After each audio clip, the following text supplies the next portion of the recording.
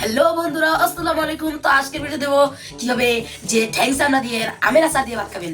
তো কিভাবে আমি আজকে দেখাবো কিভাবে এসে বন্ধুরা আমের আচার।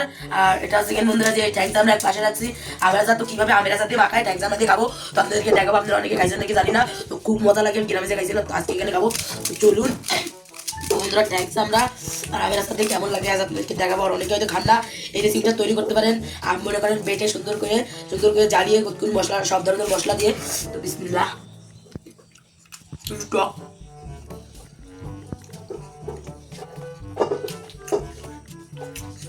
অনেক মজা।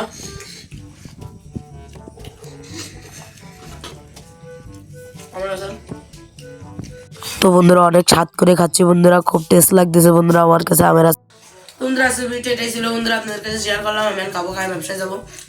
এবার আজকে ভিডিওতে বিদায় নিচ্ছি। সবাই ভালো থাকবেন, সুস্থ থাকবেন, আর আমাদেরকে একটু সাপোর্ট করবেন।